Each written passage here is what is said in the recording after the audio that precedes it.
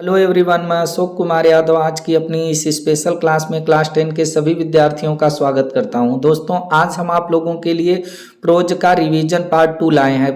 जो हम आप लोगों को पहला रिवीजन प्रोज का कराए हैं पार्ट 1, उसमें हम आप लोगों को ए लेटर टू गॉड और नेल्सन मंडेला का लॉन्ग वॉक टू फ्रीडम, ये दोनों चैप्टर पर based very important question answer करा चुके हैं। आप लोग नहीं देखे हैं तो देख लीजिए।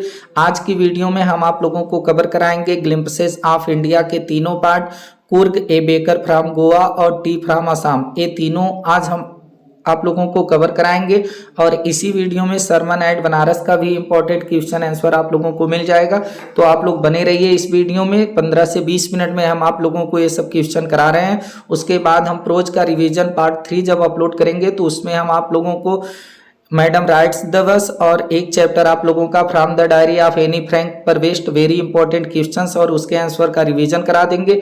और इसके पहले आप लोगों का जितना वीडियो हम चैनल पर अपलोड किए हैं हर चैप्टर का, चाहे वो लॉन्ग हो शॉर्ट हो, हर चैप्टर का 2 MCQs का वीडियो, ये सब आप लोग पूरी तरह से देख लीजिए।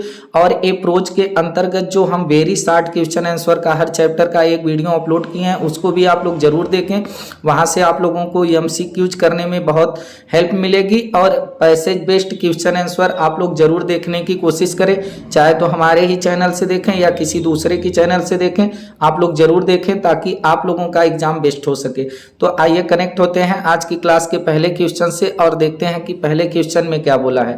पहला क्वेश्चन है हमारा कि is bread an important part of Goa life और how do you know this. अब देखिए ए चैप्टर आप लोगों का कहाँ से है, ये आप लोगों को पता होगा, ए बेकर फ्रॉम गोवा वाले चैप्टर से है जो ग्लिम्पसेस ऑफ इंडिया का पहला पार्ट है। तो इज ब्रेड, अब ब्रेड मीन्स रोटी, जो रोटी है वह एक इंपॉर्टेंट पार्ट है। इंपॉर्टेंट पार्ट का मतलब होगा महत्वपूर्ण भाग। आप गोवा लाइफ यानी गोवा के लाइफ में, गोवा वालों के लाइफ में, जीवन में क्या रोटी एक महत्वपूर्ण भाग है।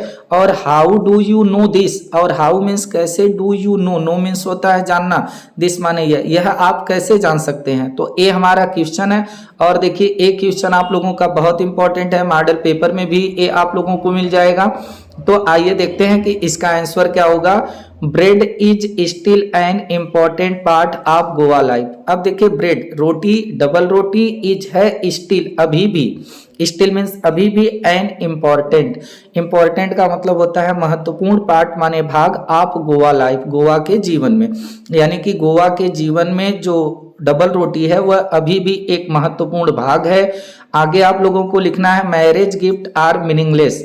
और मैरिज गिफ्ट, अगर आप मैरिज में, विवाह में कोई तोहफा देते हैं तो आर मीन्स है मीनिंगलेस। मीनिंगलेस का मतलब होता है अर्थहीन, उसका कोई मतलब ही नहीं। अगर आप विवाह में डबल रोटी नहीं बनाएं, डबल रोटी लोगों को नहीं खिलाएं तो विवाह में आप कितना भी तोहफा दे दीजिए वो बेकार है। एंड और ए पार्टी आर फेस्ट, कोई पार्टी हो, समारोह हो, आर फेस्ट या कोई दावत हो, फेस्ट मीन्स होता है दावत। लूजेज इट्स चार्म, लूजेज माने खो देना, खो देती है इट्स चार्म, चार्म का मतलब होता है आकर्षण, आकर्षण को खो देती है विदाउट ब्रेड, इस बिना, विदाउट मीन्स बिना, ब्रेड मीन्स डबल रोटी के। यानी कोई भी पार्टी हो, कोई भी विवाह हो, कोई भी दावत हो गोवा में, ये बिना डबल रोटी के अपने आकर्षण को खो देती है, यानी कि कोई आनंद नहीं आता है। आगे आप लोगों को लिखना है सैंडविचेज। सैंडविच आर मीन्स है इंपॉर्टेंट माने महत्वपूर्ण for a daughter's engagement. Daughter's engagement का मतलब होगा, एंगेजमेंट का मतलब होता है सगाई, यानी कि पुत्री की सगाई में, सगाई के लिए जो सैंडविच है वह बहुत इंपॉर्टेंट है, बहुत महत्वपूर्ण है। आगे थोड़ा सा आप लोग और लिखेंगे दिस शोज, दिस माने यह, शो मीन्स होता है दिखाना, यह दिखाता है।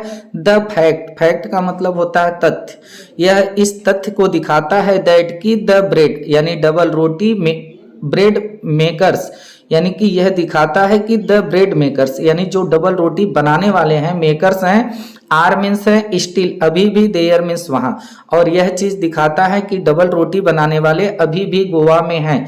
तो आप लोगों को पहले इस इंपॉर्टेंट क्वेश्चन के आंसर में बस इतना लिखना है। आइए मूव करते हैं अगले इंपॉर्टेंट क्वेश्चन पर। अब देखिए ये जो दूसरा क्वेश्चन है ये आप लोगों का कुर्ग से है और कुर्ग का सबसे इंपॉर्टेंट क्वेश्चन है। अगर इस क्वेश्चन के आंसर को आप लोग समझ गए तो इस चैप्टर से अगर कई प्रकार के आप लोगों से क्वेश्चन पूछेगा तो आप लोग बहुत आसानी से उत्तर दे सकते हैं। क्वेश्चन में बोला है describe the natural beauty of Coorg. अब डिस्क्राइब मतलब वर्णन कीजिए नेचुरल ब्यूटी यानी प्राकृतिक सुंदरता ऑफ कुर्ग, कुर्ग की प्राकृतिक सुंदरता का वर्णन कीजिए। बहुत इंपॉर्टेंट क्वेश्चन है, आइए देख लेते हैं इसका आंसर क्या है।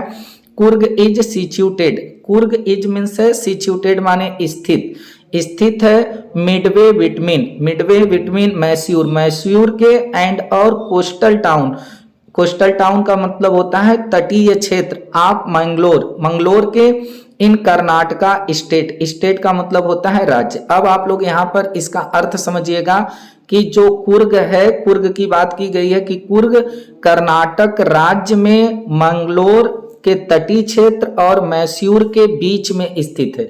यानी कुर्ग जो है वह कर्नाटक राज्य में मंगलोर के तटीय क्षेत्र और मैसूर के बीच में स्थित है, ये आप लोग याद रखिएगा। और इसके आगे आप लोगों को लिखना है it is a beautiful rain of rolling hills. It is यह है, ब्यूटीफुल माने सुंदर, रेन माने क्षेत्र, of rolling hills, rolling hills का मतलब होगा घुमावदार पहाड़ियां, यह घुमावदार पहाड़ियों का एक सुंदर क्षेत्र है। एंड और लस ग्रीन रेन फॉरेस्ट, और लस माने प्रचुर है, भरा हुआ है, अधिक मात्रा में है green rain forest, green rain forest का मतलब होगा सदाबहार वृक्ष, सदाबहार वन, और वहां पर प्रचुर मात्रा में सदाबहार वन भी हैं। It is famous for coffee, और ये जो कुर्ग है वह फेमस है, प्रसिद्ध है, विख्यात है फॉर कॉफी, कॉफी के लिए, स्पाइसेस यानी कि मसालों के लिए, एंड और वाइल्ड लाइफ और जंगली जीवन के लिए। ये जो कुर्ग है यह मसालों के लिए, कॉफी के लिए और जंगली जीवन के लिए पूरी तरह से जो है प्रसिद्ध है, विख्यात है। बस आप लोगों को इतना लिखना है। आइए मूव करते हैं अगले इंपॉर्टेंट क्वेश्चन पर। अब देखिए ये जो क्वेश्चन है ये भी आप लोगों का कुर्ग से ही है। What is the Coorg famous for, यानी कि कुर्ग जो है वह किस चीज के लिए फेमस है, प्रसिद्ध है। और what is the best season two visit Coorg, और व्हाट मीन्स क्या, इज मीन्स है बेस्ट सीजन, अच्छा मौसम, टू विजिट कुर्ग, कुर्ग में जाने का, यानी कुर्ग में जाने का, घूमने का अच्छा समय कब होता है, और कुर्ग जो है किस चीज के लिए बहुत फेमस है, ये हमारा क्वेश्चन है। आइए देखते हैं इसका आंसर क्या होगा। Coorg is famous for its coffee.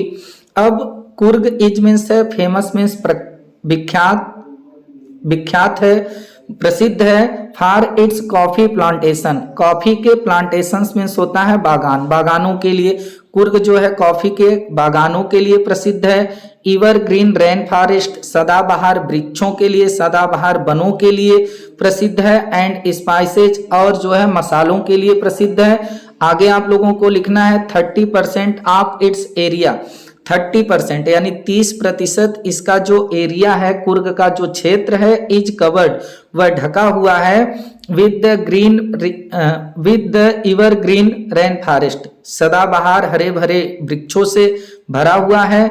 The best season two visit this place, और जो बेस्ट सीजन होता है, सबसे अच्छा मौसम होता है, टू विजिट जाने का, दिस प्लेस इस स्थान पर, यानी कुर्ग में जाने का जो बेस्ट सीजन होता है घूमने टहलने का, इज मीन्स है फ्रॉम सितंबर, सितंबर से टू मार्च, मार्च तक, यानी सितंबर और मार्च के बीच में यहाँ पर घूमने का अच्छा समय होता है। The air is full of coffee flavour, और जो हवा है वह इज मीन्स है फुल माने भरी हुई, ऑफ कॉफी फ्लेवर यानी कि कॉफी के फ्लेवर मीन्स होता है, फ्लेवर मीन्स स्वाद, यानी कॉफी के स्वाद से वहां पर हवा भी भरी हुई है, वहां की जो हवा होती है उसमें कॉफी की स्वाद बहुत अच्छी आती है। इतना आप लोगों को लिखना है। आइए मूव करते हैं अगले इंपॉर्टेंट क्वेश्चन पर। अब देखिए ये जो आप लोगों का क्वेश्चन है, एक क्वेश्चन आप लोगों का है टी फ्रॉम असम, यानी कि असम, टी फ्रॉम असम, असम से चाय, ए वाले चैप्टर से है। तो देखिए इस इंपॉर्टेंट क्वेश्चन में क्या बोला है, who were Pranjal and Rajveer, who means कौन, वेयर मीन्स थे प्रांजल और राजवीर, यानी ये दो लड़के प्रांजल और राजवीर कौन थे, और वेयर मीन्स कहाँ, वेयर मीन्स थे, दे मीन्स वे गोइंग जा रहे, और वे कहाँ जा रहे थे, ये हमारा क्वेश्चन है। तो आइए देखते हैं कि इसका आंसर क्या होगा कि वे दोनों बच्चे कौन हैं और कहाँ जा रहे थे। प्रांजल एंड राजवीर, प्रांजल और राजवीर वेयर फ्रेंड्स, दोस्त थे। ये दोनों लोग दोस्त थे। प्रांजल बिलोंग्ड टू असम, और जो प्रांजल था वो बिलोंग्ड संबंधित था, उसका संबंध था असम से, यानी कि जो प्रांजल था वो असम का रहने वाला था। और he was studying, he was वह था, स्टडिंग अध्ययन कर रहा था, इन ए स्कूल एक स्कूल में, इन दिल्ली दिल्ली के, और वह दिल्ली के एक स्कूल में पढ़ाई कर रहा था, अध्ययन कर रहा था। राजवीर वाज हिज क्लासमेट, और राजवीर वाज में था हिज उसका, क्लासमेट का मतलब सहपाठी, और प्रांजल का जो राजवीर था वह सहपाठी था। प्रांजल्स फादर, और प्रांजल के पिता वाज में थे द मैनेजर, मैनेजर थे ऑफ ए टी गार्डन एक चाय के बगीचे का, इन अपर असम ऊपरी असम में, यानी कि जो प्रांजल के पिता थे वह ऊपरी असम में एक चाय के बगीचे के मैनेजर थे, यानी प्रबंधक थे। आगे आप लोगों को लिखना है कि प्रांजल इनवाइटेड, जो प्रांजल था वो इनवाइट किया था किसको, राजवीर को, टू विजिट हिज होम, कि उसके घर चलो, विजिट माने जाने के लिए, अपने घर ले जाने के लिए उसको इनवाइट किया था। During the summer vacation, summer vacation का मतलब होगा गर्मी की छुट्टी, और ड्यूरिंग मीन्स होता है दौरान, यानी जो राजवीर था वह प्रांजल को, नहीं यहाँ पर हो जाएगा, प्रांजल इनवाइट किया था राजवीर को गर्मी की छुट्टी के दौरान अपने घर ले जाने के लिए। बोथ ऑफ देम, बोथ माने दोनों, ऑफ देम वे दोनों लोग, ट्रेवल्ड यात्रा किए, टू आसाम आसाम के लिए, ऑन ए ट्रेन एक बस से, ट्रेन ट्रेन का मतलब रेलगाड़ी, और ये दोनों लोग जो है ट्रेन से आसाम की क्या करते हैं, यात्रा करते हैं। तो ये आप लोगों को इतना लिखना है। आइए मूव करते हैं अगले इंपॉर्टेंट क्वेश्चन पर। अब देखिए यहां से आप लोगों का चैप्टर शुरू होता है सरमन एट बनारस, ये आप लोगों का गौतम बुद्ध और किस्सा गौतमी वाला। तो यहाँ पर अब देखते हैं कि इस चैप्टर का सबसे इंपॉर्टेंट क्वेश्चन क्या है, फिर उसके आंसर को देखते हैं। Who was Gautam Buddha, who means कौन, वाज मीन्स थे गौतम बुद्ध, यानी गौतम बुद्ध कौन थे, और वेन कब, एंड वेयर और कहाँ, वेन मीन्स कब, एंड वेयर वेयर मीन्स कहाँ, वाज मीन्स थे, ही बार्न वह पैदा हुए, और वह पैदा कहाँ पर हुए थे, यानी गौतम बुद्ध कौन थे और कब और कहाँ वो पैदा हुए थे। ये आप लोगों का आंसर है। आइए देखते हैं इसके, एक क्वेश्चन है, आइए देखते हैं इसका आंसर क्या होगा। तो Gautam Buddha was a Prince who was named Siddharth Gautam by his parents. अब देखिए गौतम बुद्ध वाज मीन्स थे ए प्रिंस एक राजकुमार, गौतम बुद्ध एक राजकुमार थे। हु वाज नेम्ड जिनका नाम था, सिद्धार्थ गौतम जिनका नाम सिद्धार्थ गौतम था, बाई हिज पेरेंट्स उनके माता पिता के द्वारा रखा गया था। ही वाज बार्न, और ही वाज, ही मीन्स वह, वाज मीन्स थे, बार्न मीन्स पैदा हुए थे, इन 563 BC, यानी वह 563 ईसा पूर्व में पैदा हुए थे। इन नॉर्थ इंडिया उत्तरी भारत में, वह उत्तरी भारत में 563 ईसा पूर्व में पैदा हुए थे। He had been shielded, shielded का मतलब होता है सुरक्षित रखा जाना, और उनको सुरक्षित बचा कर रखा गया था। फ्रॉम द सफरिंग, सफरिंग माने होता है कष्ट, कष्टों से, of the world, world means होता है संसार, यानी उनको संसार के सभी प्रकार के कष्टों से बचा करके रखा गया था। ये आप लोगों का आंसर हो गया। आइए मूव करते हैं इस चैप्टर के अगले इंपॉर्टेंट क्वेश्चन पर। अब देखिए अगला इंपॉर्टेंट क्वेश्चन है, why did Prince Siddharth leave the palace and become a monk. अब इस क्वेश्चन को आप लोग समझिएगा। वाई मीन्स होता है क्यों, प्रिंस राजकुमार जो सिद्धार्थ थे, लीव मीन्स होता है छोड़ना, छोड़ दिए द पैलेस, पैलेस का मतलब होता है महल, वह महल को क्यों छोड़ दिए, एंड और बिकम ए मंक और एक सन्यासी क्यों बन गए, एक साधु क्यों बन गए। वह महल को क्यों छोड़े सिद्धार्थ गौतम, और जो है सन्यासी क्यों बन गए, ये हमारा क्वेश्चन है। तो आइए देखते हैं इसका आंसर क्या होगा।